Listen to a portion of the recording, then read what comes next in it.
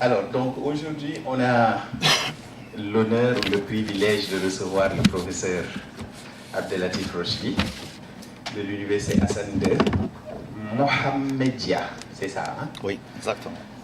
D'habitude, pour les conférences, on dit juste, on donne, bon, je dis juste, on donne la parole à tel pour qu'il fasse son exposé, mais je pense qu'aujourd'hui, on va faire une petite exception. On va un peu présenter le professeur Rochli. Donc, d'abord, je commence par le fait qu'il devait venir, je crois, mardi passé.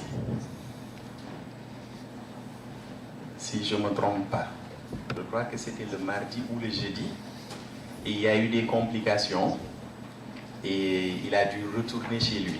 Si c'était moi, je ne viens plus. Ça s'arrête là-bas. Donc, il est retourné, mais il a fait des démarches pour revenir. Il est retourné à l'aéroport, il a eu encore d'autres problèmes. Et nous tous, on connaît ces problèmes-là, c'est des problèmes Corona. Covid a chamboulé toute la Terre actuellement. Il est retourné chez lui, mais il a tenu à venir encore. Il a fait tout ce qu'il fallait pour pouvoir être avec nous et ça a un peu retardé son arrivée. Mais on le remercie vraiment pour ça. Et ce que je voulais dire, en fait, c'est que ce n'est pas la première fois. Donc, le professeur Rochli, c'est quelqu'un qui travaille avec le labo depuis plusieurs années.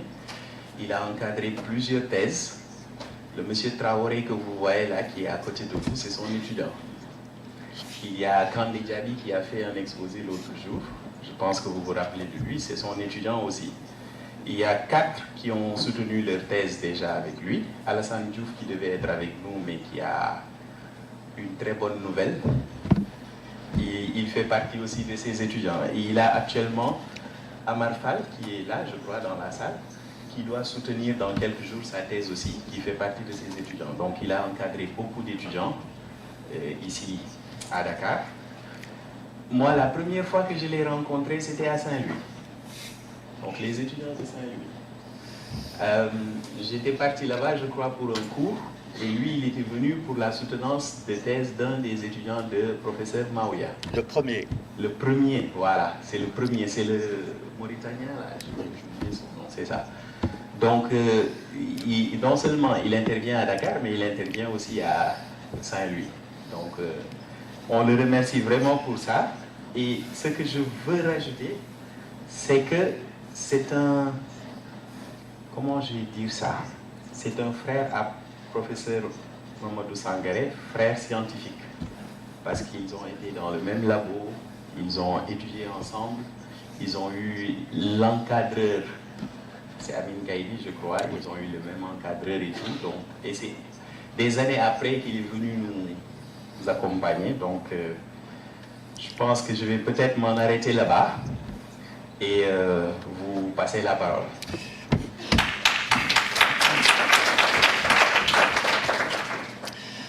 Merci, cher ami et frère Tal, pour cette belle présentation.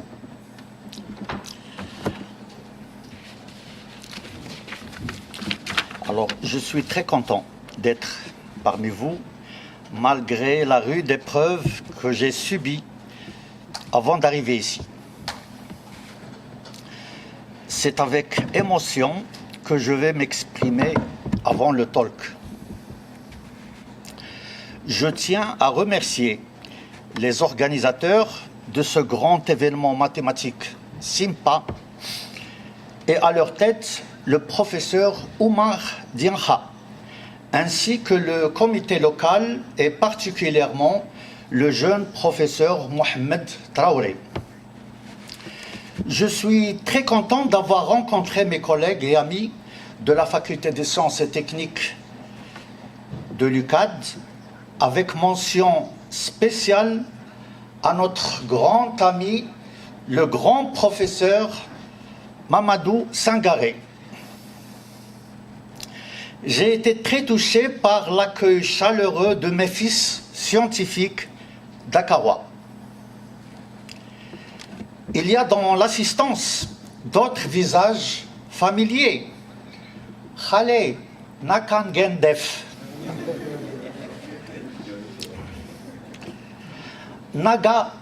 Naka Gestu Bu.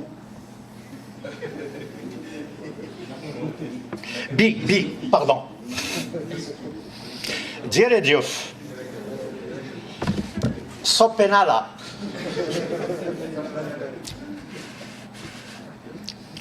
Je profite de cette tribune pour présenter mes excuses à ma petite famille pour l'avoir basculé dernièrement à cause de mes préparatifs. Je salue Monsieur le doyen de la faculté des sciences Ben Msik de Casablanca, Si Mohamed Talbi, les vice-doyens, le secrétaire général, les secrétaires du décanat, ainsi qu'un collègue et ami chimiste qui se reconnaîtra. Je ne saurais oublier des personnes sympathiques comme Zohra, Houda, Naïma, Adib, Nordin, Abdelhadi, Bouchaïb et autres. Une salutation à mes fils scientifiques marocains, Oussama Feiz et Hassan Idnarour. J'exprime ma gratitude aux collègues Abdelwahid Namir et Abdelrahim Traga qui m'ont soutenu au début de la préparation de l'école SIMPA 2018 à Casablanca. Et également Rachida Abdelwahid et Youssef El-Foutaini que Dieu m'a envoyés au dernier moment des préparatifs. Je compte sur eux pour une éventuelle école SIMPA 2023 à Casablanca. Je tire ma révérence à un collègue, ami et grand chercheur, Si'zouz Ouane, qui vient d'achever avec succès son école SIMPA 2021 à Casablanca. Ces doctorants ont été efficaces lors des deux écoles SIMPA 2018 et 2021. Place maintenant au talk.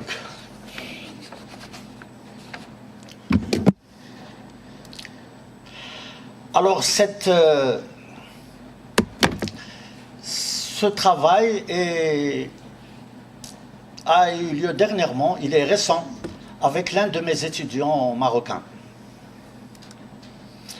Alors, cette thématique a une grande interaction avec la théorie des algèbres réelles de division. Alors, je raconte ici brièvement son historique. Je crois que tout le monde a entendu parler des quaternions et des octonions. Alors, Hamilton a découvert ces quaternions un 16 octobre 1843. Bon, c'est une longue histoire. Juste 2 mois plus tard, son ami John Graves, a découvert les octonions. Alors, quelques décennies plus tard, Frobenius a prouvé la particularité des quaternions comme étant les seules algèbres réelles de division associatives qui ne sont pas commutatives. Quelques années plus tard, vous voyez, enfin c'est presque un demi-siècle plus tard, que Zorn, le fameux Zorn connu par son lemme, a montré la singularité des octonions comme étant les seules algèbres réelles de division alternatives mais non associatives. Alors ces 2 derniers résultats ont été établis par des approches purement algébriques. Vous voyez H, c'est bon, il y a R, CH, 1, 2, 4, et puis les octonions 8. Et après le théorème de Zorn, 1931, on ne savait pas s'il y a d'autres dimensions autres que 1, 2, 4 et 8.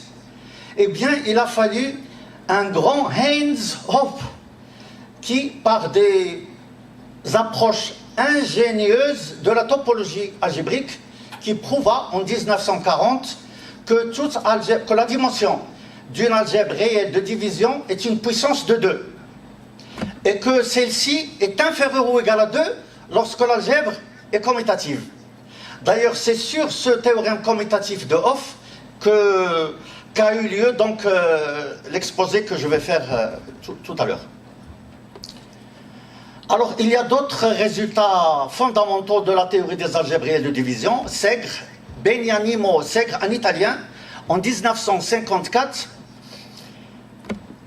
Bon, entre autres, dans l'un de ces papiers, il se pose la question, existe-t-il, parce que Hopf a dit une puissance de 2, il s'est posé la question de savoir s'il existe des algèbres réelles de division de dimension 16. Alors, il a fallu quelques années plus tard. Alors, d'une part, Milnor et indépendamment Kerver utilisèrent un théorème de périodicité de Bott pour montrer que la puissance de 2 de Hopf est réduite à 1, 2, 4 et 8. Je dois aussi citer un résultat, bon, il n'est pas ici, c'est important, de la part de Yang, un Chinois, un grand géomètre. Il prouva que si on a une algèbre réelle de division unitaire de dimension finie supérieure ou égale à 2, alors il existe une sous-algèbre isomorphe à C. C'est un résultat très important. Oui, j'ai oublié de dire que Beniamino Segre a prouvé que dans une algèbre réelle de division, il y a toujours un idempotent non nul. Résultat très très important. Alors, un papier en 2002, Qaïdi, c'est notre patron à Sangaré et moi-même, Ramirez et Rodriguez, c'est le patron de Qaïdi, hein, comme quoi la famille est là. Alors pourquoi ce papier? Parce qu'il y a un exemple en dimension infinie de ce que je vais en parler. Bon, Darpo, il ne va pas vraiment intervenir ici, mais il a complété la classification des algèbres réelles de division flexibles. Je vais avancer un peu. Voilà. Alors, dans cette conférence, toutes les algèbres, tous les espaces vectoriels sont, pour simplifier, sont supposés sur le corps R des nombres réels. Alors, une algèbre non nécessairement associative, c'est un espace vectoriel A muni d'un produit, une application bilinéaire. On note par L indice E, c'est l'opérateur de multiplication à gauche par E, par un élément E.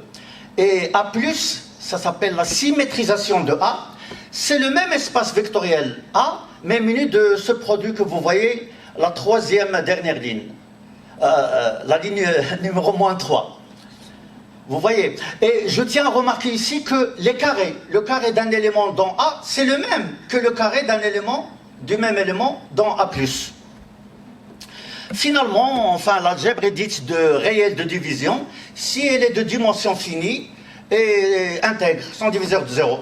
Ce qui revient à dire que les opérateurs de multiplication par un élément à gauche non nul sont bijectifs, ou aussi à droite, c'est équivalent en dimension finie. Alors, je vais me dépasser. Je donne toujours ces exemples très simples pour bien illustrer que l'associativité, c'est un métal rare. On a toujours l'impression que tout est associatif. Eh bien, la non-associativité peut apparaître même s'il s'agit de créatures très sympathiques. Alors, si je prends... Bon, tout d'abord, je vais écrire ici l'associateur. C'est un instrument avec lequel on mesure l'associativité. Eh bien, dans la première algèbre, c'est-à-dire le R espace vectoriel C, muni de ce produit. Non, non. Alors, ce produit, XY, c'est X bar Y. Alors, vous voyez que lorsque X égale 1, l'algèbre est unitaire à gauche. Et pourtant, elle ne vérifie pas une identité très simple. C'est la 3 associativité des puissances. X ne commute pas avec son carré. Dans le deuxième exemple, on se donne, donc, je vais modifier le produit, bon, diamant. C'est le produit des conjugués.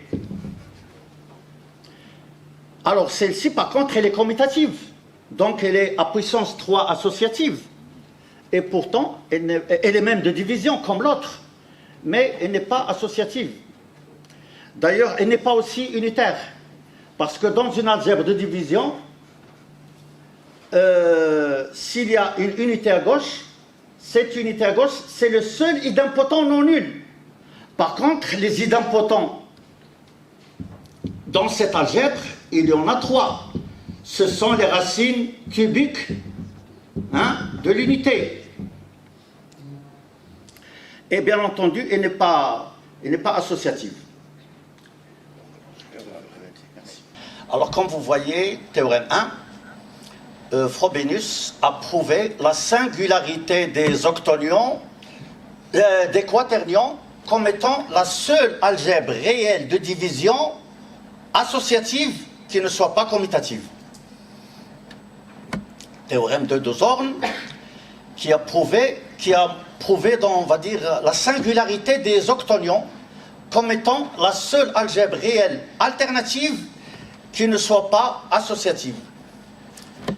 Le fameux Hopf, il prouva que la dimension d'une algèbre réelle de division est une puissance de 2. Si de plus l'algèbre est commutative, alors sa dimension est inférieure ou égale à 2. Le fameux Segre, Beniamino Segre, il a prouvé que toute algèbre réelle de division contient au moins un idempotent non nul. Je vais même insister ici, dans un autre papier que je n'ai pas cité ici, lorsque l'algèbre est de dimension 2, il peut y avoir un idempotent non nul, 2 idempotents non nuls ou 3 idempotents non nuls. Et ces 3 cas se réalisent. Alors, le théorème de Kerver-Milnor-Bode, c'est avec des approches de topologie algébrique et de K-théorie, ils ont réduit les puissances de 2 de Hopf à 1 de KT8. Alors ici, je cite le résultat de Yang. Il prouva que toute algèbre réelle de division unitaire de dimension supérieure ou égale à 2, alors l'application carrée que vous voyez est surjective. Et à partir de là, on déduit facilement qu'il y a une sous-algèbre isomorphe AC. Alors donc, comme j'ai dit, ce que je vais, c'est-à-dire le titre, reflète un peu l'interaction avec la théorie des algèbres réelles de division. Alors, je vais aussi permettre une excuse. Alors, si on a la division et la commutativité, lorsqu'on a l'égalité de 2 carrés, je répète, division et commutativité. Ça veut dire que l'on a x moins y, x plus y, égale 0.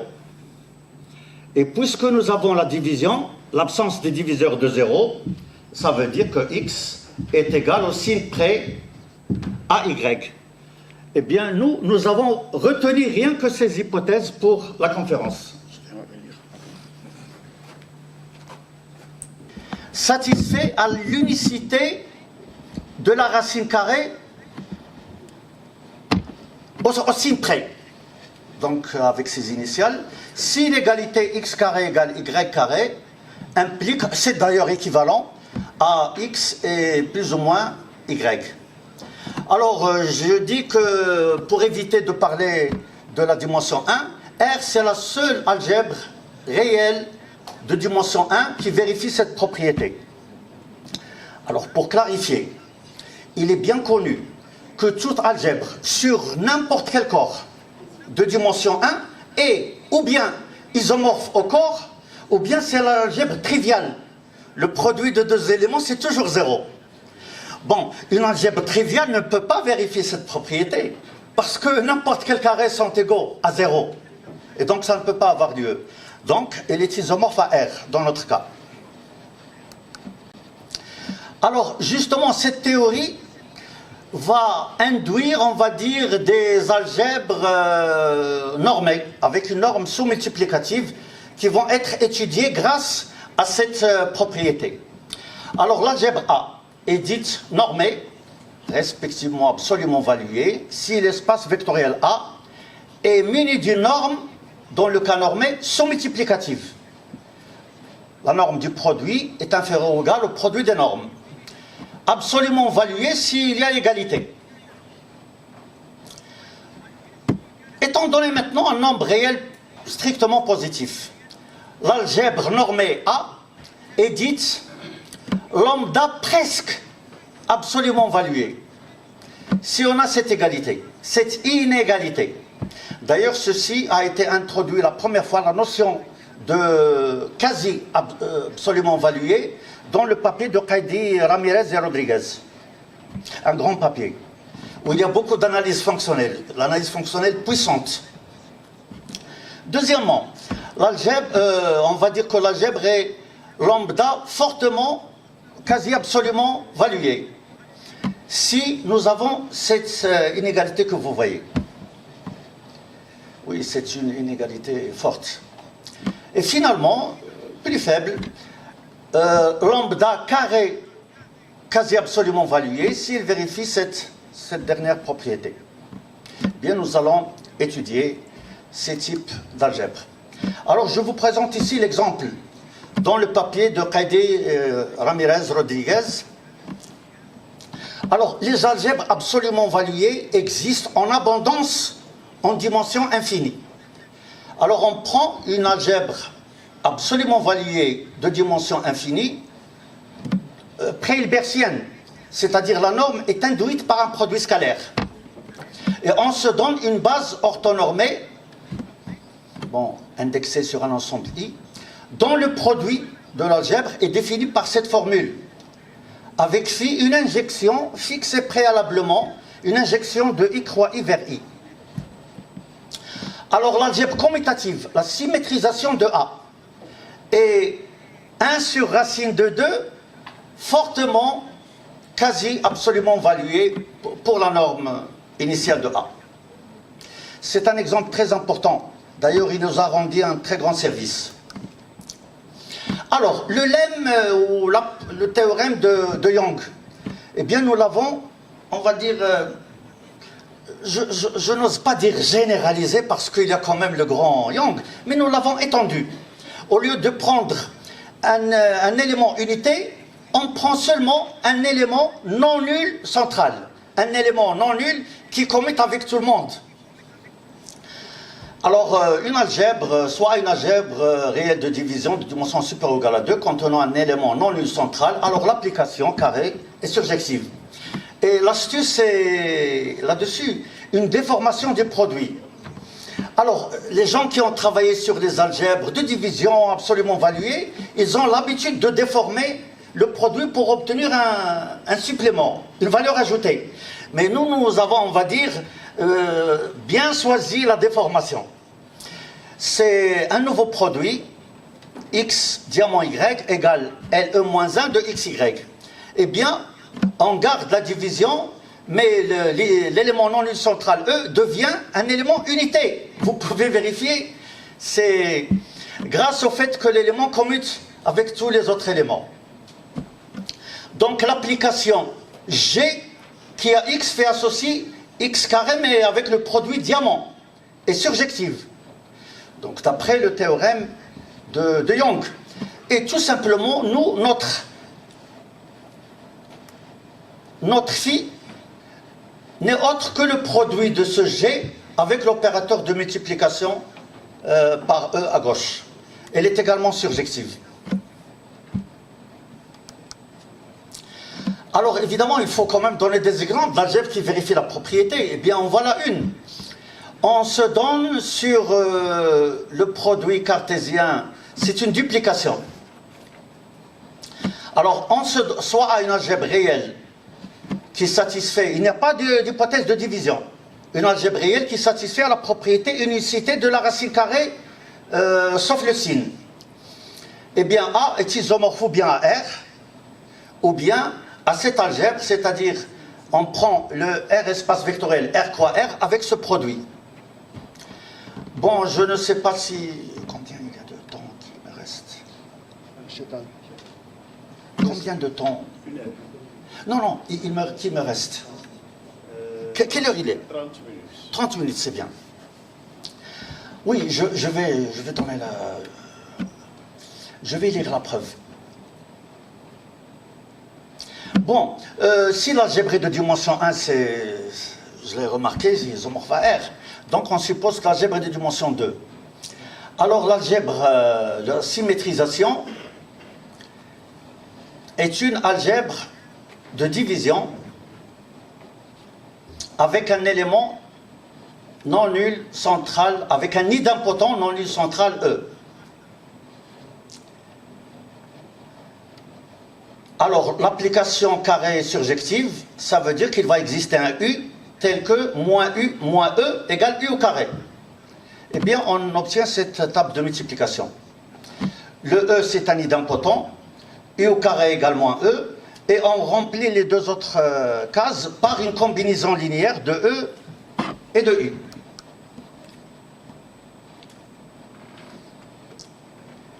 Alors, on montre que E plus U au carré égale alpha plus lambda fois E. Et on veut montrer que ce alpha plus lambda est différent de 0. On distingue les deux cas suivants. Si oméga, bon ça c'est très technique, c'est simple mais c'est technique.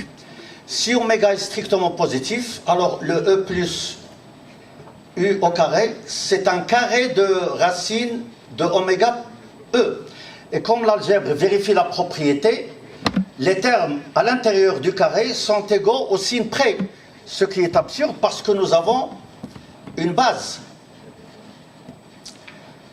Alors, si oméga est strictement négatif, alors le E plus U au carré, c'est plutôt cette fois racine de moins oméga fois U au carré. Et on obtient une absurdité de la même manière. Donc, le bêta plus mu est différent de 0.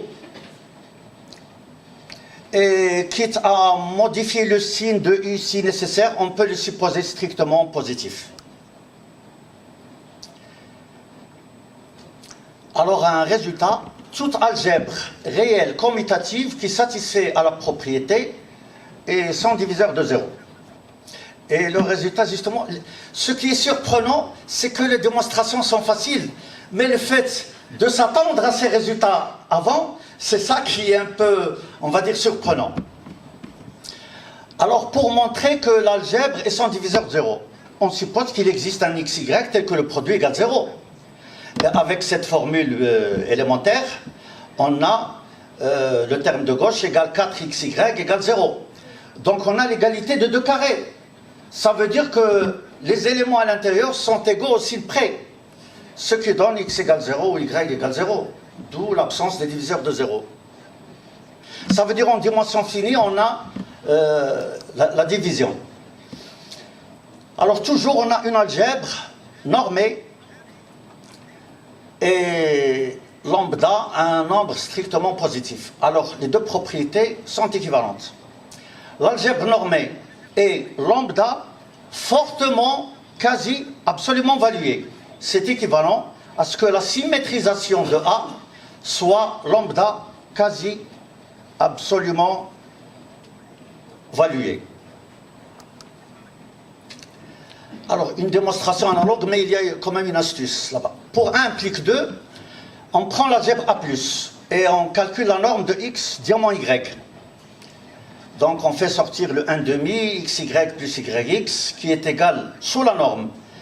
Cette quantité est la différence des deux carrés. Après un calcul, c'est 2x et 2y. En utilisant le fait que l'algèbre est lambda quasi absolument valuée. Et après simplification, on voit que l'algèbre A+ est lambda quasi absolument valuée. Alors maintenant, pour 2 implique 1, il fallait remarquer que le produit x plus y, diamant, x moins y, n'est autre que x au carré moins y au carré. Et on passe aux normes. Alors, le fait que l'algèbre A+ est par hypothèse lambda quasi absolument, on trouve que c'est supérieur ou égal à lambda, norme de x plus y, norme de x moins y. Et le résultat qu'on obtient, c'est la lambda forte, la lambda forte quasi absolument valuée. Alors maintenant, on suppose que l'algèbre est de dimension finie, ce qui permet de faire un petit jeu sur les sphères unités qui sont compactes pour avoir un minimum, et le résultat est trivial. Assez trivial, on va dire. il existe un lambda positif ou nul, il peut être nul, tel que lambda mu de x au carré, le tout au carré je veux dire, inférieur ou égal à la norme de x au carré, pour tout x. Ça c'est dans le cas général, sans autre hypothèse. Mais si, de plus, les deux propriétés sont équivalentes. A ne contient pas d'élément nilpotent d'indice 2. Et mu est strictement positif. C'est le fait que mu soit strictement positif qui est une hypothèse parlante. Alors il s'avère que je suis bien avancé. Oui, donc je vais... Bon. Alors, oui, il y a quand même un avant-dernier résultat. Toujours, nous avons une algèbre normée. Une algèbre réelle A normée. Les deux propriétés suivantes sont équivalentes. A satisfait à la propriété d'unicité de la racine carrée au signe près. Deuxièmement, A est lambda fortement, quasi absolument valué pour un certain nombre strictement positif lambda. La démonstration est courte. Si A satisfait à la propriété, alors l'algèbre A+ est de division. C'est démontré préalablement. Il existe donc un lambda strictement positif, tel que A+, avec la même norme, et lambda quasi absolument valué. Alors là, j'ai écrit théorème 6, c'est théorème 9. Hein, c'est le théorème 9, c'est pas 6. Le théorème 9 montre que l'algèbre A est lambda fortement, quasi absolument valué. Donc 1 implique 2. Le 2 implique 1 est clair. Il suffit de... Ça ne demande même pas le fait de ces deux cas. C'est visible. Donc je passe... Pardon.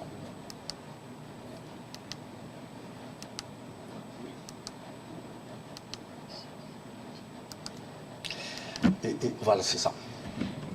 Alors, c'est vrai qu'il y a pas mal de résultats qui ont été énoncés, et pour les retenir, on va utiliser un organigramme qui montre l'interaction entre ces hypothèses. Je commence par la deuxième ligne. Si A est commutative avec la propriété d'unicité de la racine carrée sauf le signe, elle est commutative de division.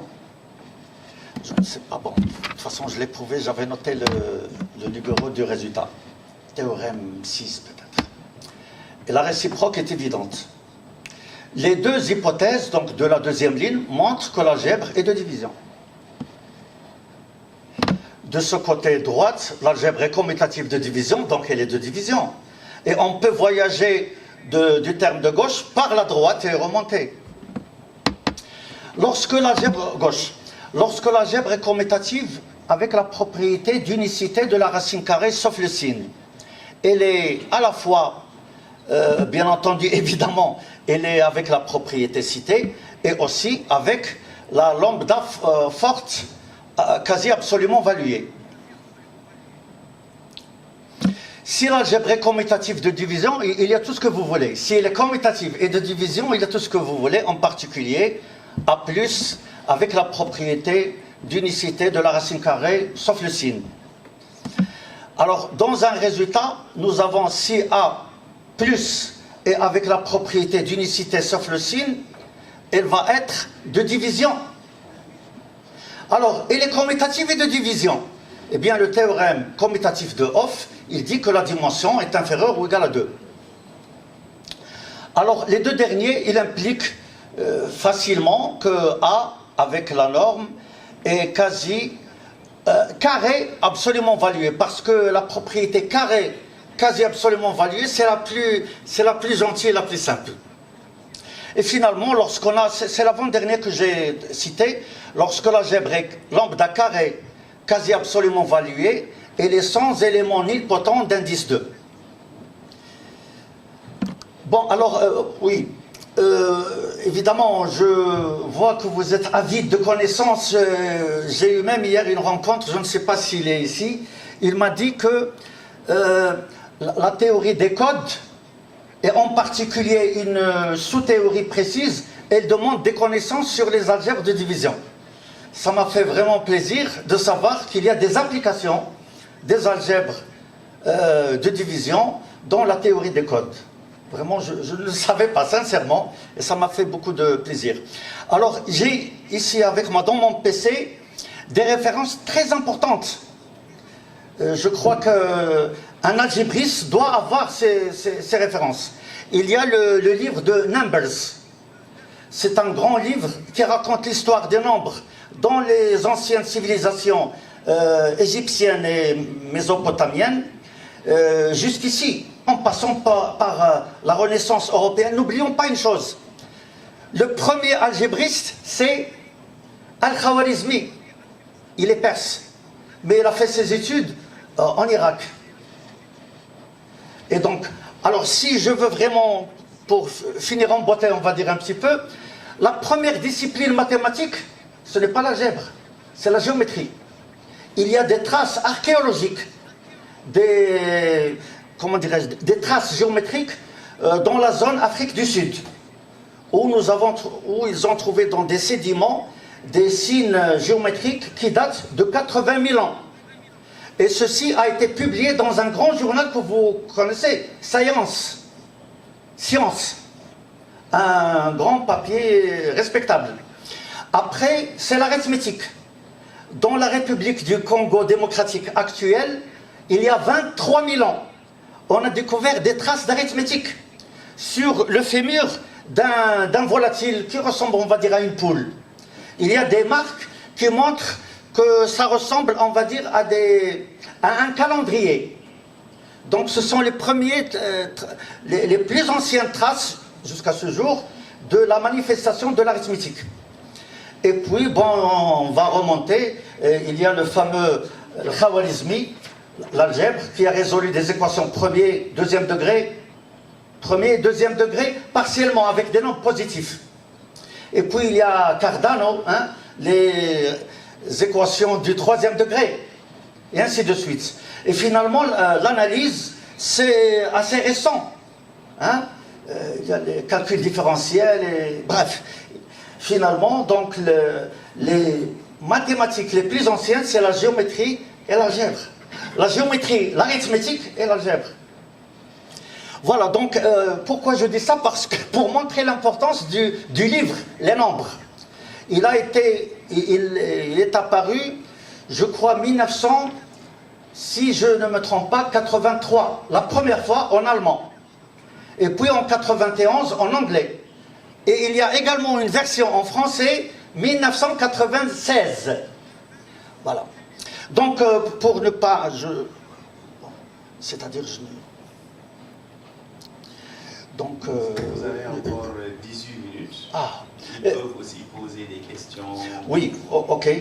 Donc, pour ne pas oublier pour les références, parce que j'ai avec moi des références qui pourraient être utiles pour les jeunes, et moins jeunes également. Donc, voilà. Donc, sur ce, je termine. Ma conférence, elle a été plus rapide que je ne le croyais. Peut-être que je parle un peu rapidement, enfin, je ne sais pas. Mais je suis très content de recevoir vos questions avec beaucoup de plaisir. Merci beaucoup, professeur. Alors, est-ce qu'il y a des questions, commentaires? Allez-y.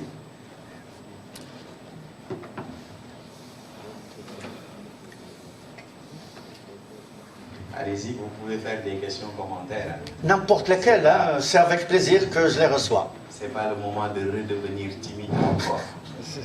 Ok, bonjour. Professeur Ratui, ça va? Alhamdoulilah. Merci. Je vous remercie d'abord pour votre brillant exposé. Et j'avoue que ça m'a beaucoup impressionné, même si je ne suis pas spécialiste de ce domaine. Mais j'apprends beaucoup de choses en même temps. Ceci étant, j'ai deux questions à vous poser. La première question, j'ai constaté que tout au début de votre exposé, alors vous avez choisi de travailler dans des aires espaces vectoriels, c'est ça? Oui, c'est-à-dire je prends comme corps de base le corps des nombres réels, pour des raisons de simplicité. D'accord. C'est ce que je voulais comprendre parce que je me suis dit, est-ce que si je veux par exemple travailler dans Q ou bien dans une extension finie de Q, est-ce que ça serait possible? Alors, pour les Q algèbres de division, vous me donnez n'importe quel nombre, je vous donne une Q algèbre de division de dimension Q. Vous prenez le polynôme, vous me donnez un nombre n, n'importe lequel. Je prends le polynôme x à la puissance n plus 2. Et d'après le critère d'Eisenstein, c'est un polynôme irréductible dans Q. Et on prend une racine primitive de ce polynôme, elle est complexe. Et je prends Q de cette racine. C'est une Q algèbre de division de dimension n. Par contre, sur R, il n'y a que 4 possibilités de dimension. 1, 2, 4 ou 8. Q, il y a des trous. Par contre, R, il est complet, il ne laisse pas. Voilà, il est bien fermé. C'est la différence. D'accord. Parfait. La deuxième question. Alors, il y a une partie où vous avez abordé le fait qu'il y avait en abondance des algèbres absolument valuées en dimension infinie, c'est ça? Exactement. Alors, je me demande, est-ce qu'il y en a aussi tant d'algèbres absolument valuées dans une... lorsqu'on se trouve dans... Bon, lorsqu'on se trouve en dimension finie. Oui. C'est ça votre question? C'est ça la question. Est-ce qu'en dimension finie, on a aussi tant d'algèbres absolument variées? Merci pour vos questions qui sont pertinentes. Alors, en 1960, Urbanic et Wright, dans un papier, Absolute Value d'Algebra. D'ailleurs, mes enfants scientifiques connaissent le papier de Urbanic et Wright, 1960. Ils ont classifié les algèbres absolument valuées commutatives et ils ont donné le premier exemple d'algèbre absolument value de dimension infinie. Il n'y a pratiquement aucune identité, mais c'est une algèbre pré-hilbertienne construite avec un procédé bien ficelé. En 1961, donc juste une année après, Urbanic, seul, il a donné un exemple d'algèbre absolument valuée de dimension infinie, munie d'une involution. Une construction qui demande beaucoup de connaissances de la théorie des ensembles. Il joue bien avec l'infini. Et puis en 1992, Cuenca et Rodriguez, Cuenca on va dire c'est un oncle, et Rodriguez c'est un grand-père de l'université de Granada. Ils ont donné des exemples d'algèbres absolument valuées, de dimension infinie, de division à gauche, et même on peut ajouter avec une unité à gauche. C'est un sacré travail. Alors, pour la dimension finie, moi-même, avec Caïdi, Morales, Candido, alors qui encore? Bon, nous étions 6. Nous avons donné la classification de toutes les algèbres absolument valuées de dimension finie. Donc c'est cerné. Il y a une astuce d'isotopie et tout ça. Il y a même des algèbres absolument valuées de dimension 8 qui ne contiennent aucune sous-algèbre de dimension 4. Alors, donc, ceci dit... Donc, c'est ça. Donc, pourquoi j'ai dit abondance d'algèbres absolument valuées de dimension? Parce que chaque 3-4 ans, il y a un exemple en dimension infinie, y compris celui que j'ai énoncé tout à l'heure en 2002. C'est un exemple en dimension infinie avec des propriétés extraordinaires. Bon, merci pour votre question. Merci parfaitement pour vous. Je dois dire aussi, pardon de vous interrompre, pour les algèbres réelles de division. Je n'ai travaillé qu'en dimension finie. Mais Wright, parce que je l'ai cité tout à l'heure, Urbanic et Wright. Wright, en 1953, il a conjecturé que les algèbres réelles de division, les algèbres réelles normées de division, sont de dimension finie. L'exemple de Cuenca et de Rodriguez, s'il y a seulement une division d'un côté, il y a la dimension infinie. Donc on va dire que la conjecture de Wright est un peu menacée. Mais elle subsiste toujours, hein. Et c'est ça qui fait la beauté. J'aimerais bien être encore vivant lorsqu'il apparaît une réponse à cette question qui me tient vraiment, vraiment à cœur. Vraiment, merci beaucoup. Merci, je vous remercie. Il y a une question. Oui, allez-y.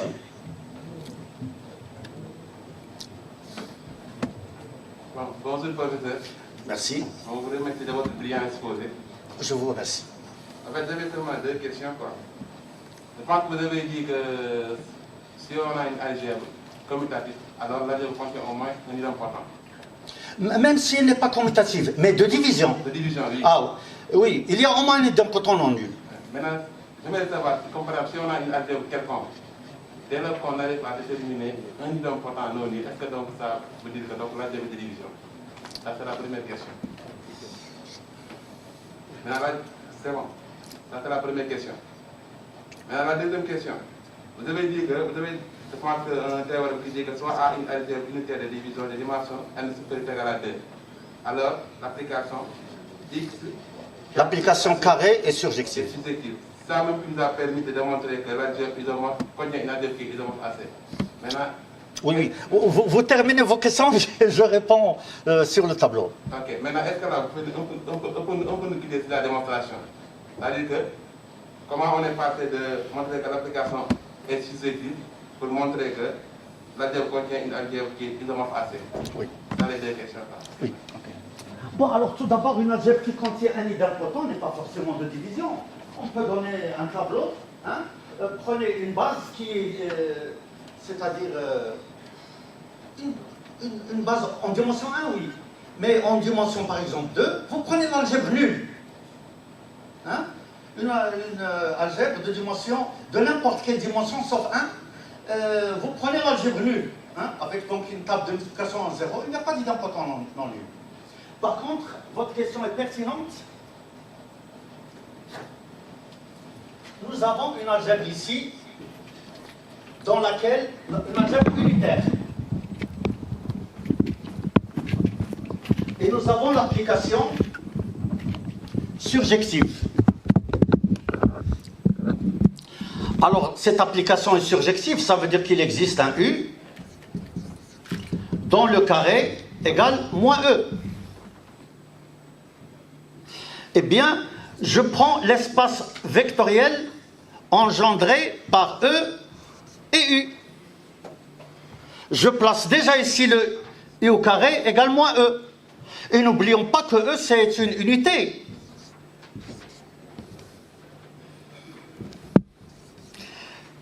Ça, c'est une sous-algèbre isomorphacée. Alors, il y a une troisième question. Bon, si je me rappelle. Lorsqu'il y a un idempotent, ça ne veut rien dire. Elle peut ne pas être... Prenez l'algèbre nulle, pratiquement nulle. Donc, ceci répond à votre deuxième question. Je ne sais pas s'il y a une troisième, sinon je l'aurais oublié. Donc, sinon, je vous remercie. Ok, c'est bon, merci beaucoup. Voilà, merci. Il y a une autre question. Bonjour, professeur. On vous remercie aussi pour votre brillant exposé. C'est toujours concernant les idempotents. Je pense avoir entendu que vous avez dit que dans une algèbre de division, s'il existe une unité à gauche, cette unité c'est le seul idempotent non nul. Donc c'est un peu confus, disons. Quelle est votre question? Je n'ai pas compris ce que vous voulez dire ici, quoi. Que s'il existe dans une algèbre de division, s'il existe une unité à gauche, cette unité c'est le seul idempotent non nul. Oui, oui.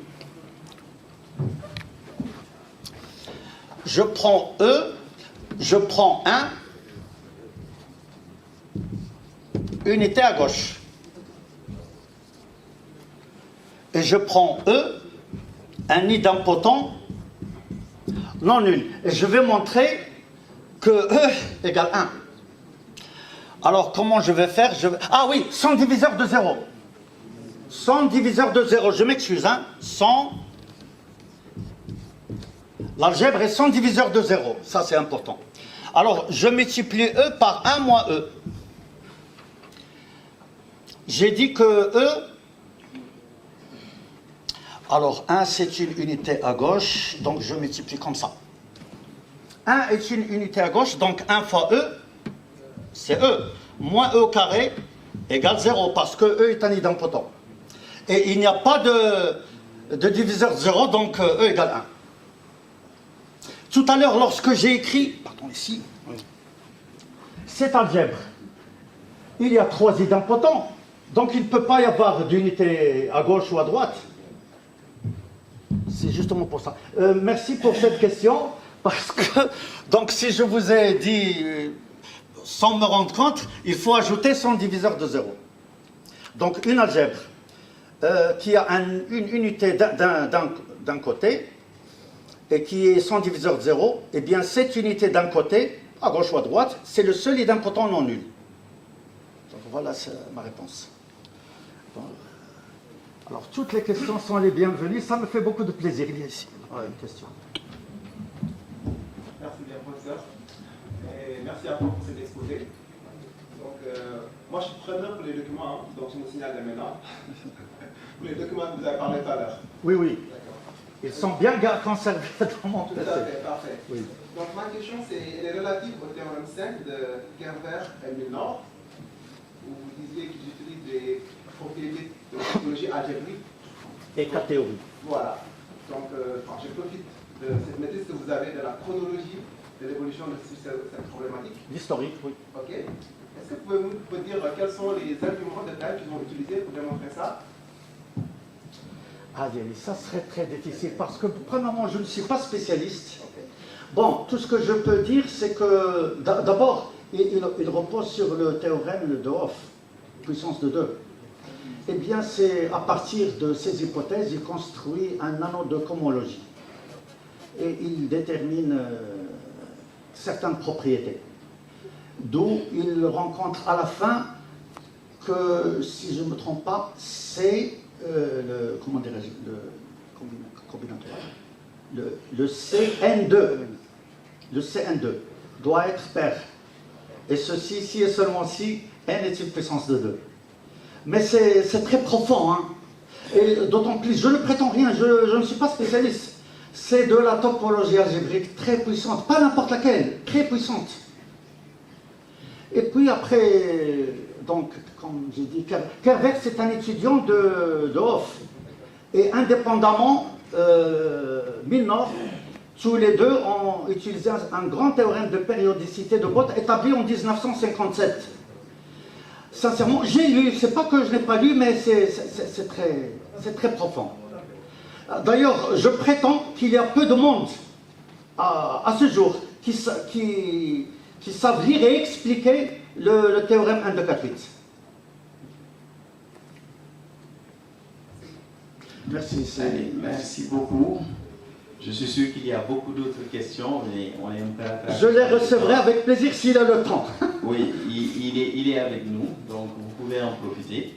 Je pense maintenant qu'il y a le professeur Djankra et le professeur Sangaré qui veulent dire quelque chose. Comme ça, on pourra attaquer l'autre conférence. Bon. Alors, je vais vous surprendre. Il faut que vous soyez là. Je viendrai avec un costume. Donc moi, je dis, parce que moi, je viens avec un costume, quand je viens avec une chemise légère, ça serait un manque de respect. Et puis, j'ai porté ça malgré la chaleur. Je viens, je trouve qu'il parlait de costume sénégalais, je ne savais pas. Bon, maintenant, c'était quand même faire un témoignage. Donc, mon collègue ancien étudiant et collègue Djanka, donc lui, il va parler de ça parce que c'est lui le coordinateur qui a organisé cette école, que je remercie encore une fois pour la réussite de l'école. Je touche du bois, ça s'est bien passé. Alors, Roujdi, on est de la même équipe, hein. Je l'ai précédé d'une année. Et on se connaît. Il quittait Rabat à Casablanca pour venir à Rabat, régulièrement.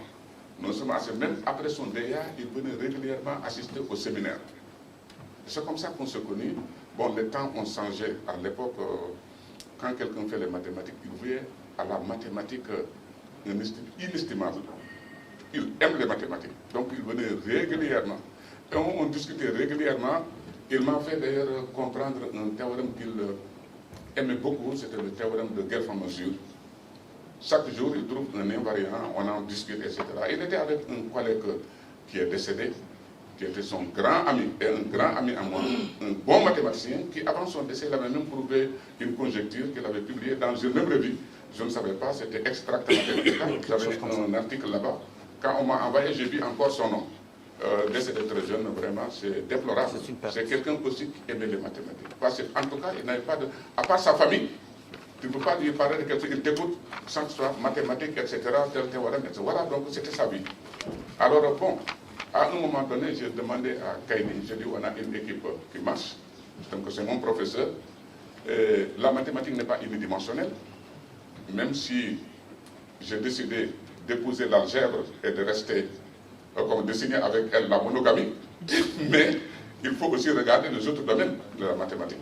Alors j'ai dit, est-ce que vous pouvez... Je voudrais joindre Rushdie pour qu'il vienne enseigner ici sa spécialité. Sa spécialité, c'est ce que vous l'avez exposé. Et c'est ça les mathématiques. Quand vous faites les mathématiques, il faut déspécialiser.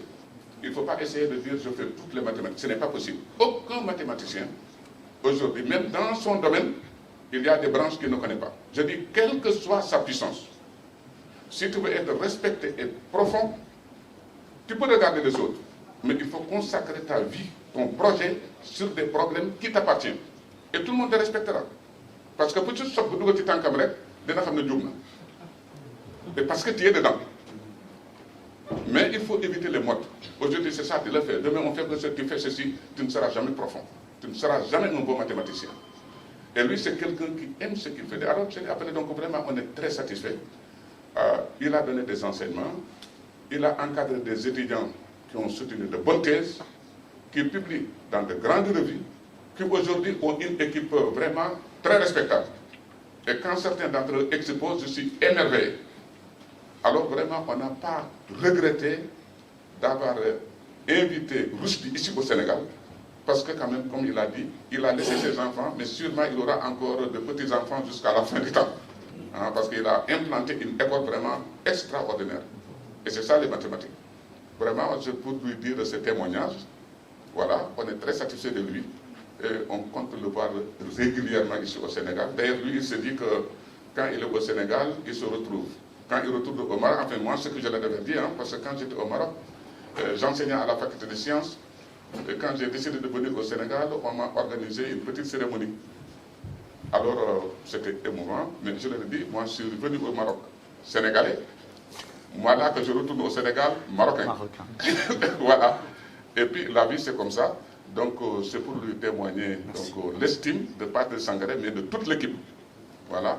Et il a fait un bon travail avec notre collègue Djanka. Djanka aussi, c'est le moment de le remercier. Je l'ai mis en rapport avec deux personnes. Deux personnes. Il a fait un travail extraordinaire. L'un, c'était avec l'Allemand, Robert Wiesbauer. Robert Wiesbauer, quand j'étais encore très jeune, je crois que voilà, je venais juste de soutenir ma thèse, je n'ai même pas encore jeté. Il y avait une conférence à Granada, j'ai exposé là-bas mes premiers travaux. Robert Wiesbauer, c'était le chairman, celui qui distribuait les paroles. Les paroles, il faisait partie de vedettes. Vraiment, c'était le grand star à l'époque dans cette conférence.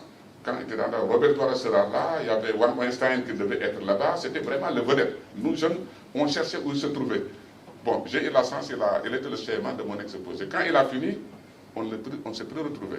Peut-être 15 ans plus tard, une fois je me rappelle, j'ai dit, mais il avait posé une question, quand il exposait, je ne sais pas s'il l'a trouvé ou non. Et puis je lis partout, je n'ai pas vu trace de ça. Et la question, je l'avais donnée à Djanka, qui avait trouvé une bonne réponse. J'ai dit, attends, avant de publier quelque chose qui a déjà été fait, je m'adresse à celui qui a posé la question.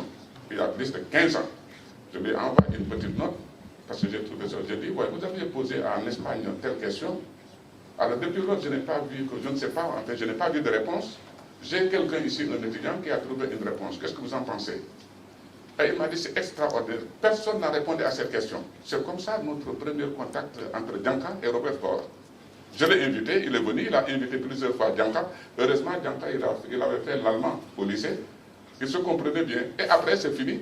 On ne se comprend plus, mais il se comprenait bien avec Djanka. Voilà. Alors, il a mis aussi une place, une bonne équipe. C'est aussi avec Mignot. Dianka a développé avec Mignot quand même une bonne équipe. Et les étudiants sont là, comme Omar Fall. Tous ceux qui travaillent sur les suites récurrentes, c'est Dianka et Mignot. Sur les algèbres et les co-algèbres très difficiles, c'est Dianka et Robert Soubawa. Sur la théorie des algèbres normées non associatives, c'est Dianka et Rushdie. Et après, maintenant, il a ces théories de modules sur lesquelles il travaille. Donc, c'est pour lui dire aussi, exprimer à notre collègue Dianka notre entière satisfaction. Parce que, bon, quand vous enseignez, ce que vous souhaitez, c'est de former un étudiant qui te dépasse. Quand vous êtes incapable de former quelqu'un qui te dépasse, c'est que tu ne sais rien. C'est parce qu'il y a des gens qui ne connaissent que Fatiha Falaq et Nassi. Quand il y a un étudiant qui fait Fatiha Falaq, tu lui arrêtes. Parce que s'il fait Nassi, donc c'est fini. Alors, ce n'est pas ça. En science, tu formes des gens qui sont plus forts que toi. Eux, ils forment des gens qui sont plus forts qu'eux. Un jour, si quelqu'un d'entre eux a la médaille Fields, on retourne. On le doit à telle personne. C'est une course de fond. C'est le relais. Tu cours, tu donnes. Ce n'est pas une course de vitesse. Tu arrives et puis tu fais comme ça. Alors, il faut bien courir, mettre celui qui va prendre le relais après toi dans de bonnes conditions. Et il continue là. Alors donc, bravo Dianka. Et tous les autres membres de l'équipe ont fait la même chose. Mais aujourd'hui, c'est le jour de Dianka qui a fait des choses extraordinaires. Et je ne peux pas m'empêcher de dire ce qu'il a fait, c'est travail personnel, mais aussi garder des rapports avec des personnes différentes, Rushdie, Robert Wisbawa, Mignot. Et les rapports sont très bons. Et quelquefois, vous savez, les mathématiciens, ils ont leur tempérament, humeur. Il a su gérer ça. Et jusqu'ici. Donc, une fois encore, merci Dianka et mes félicitations.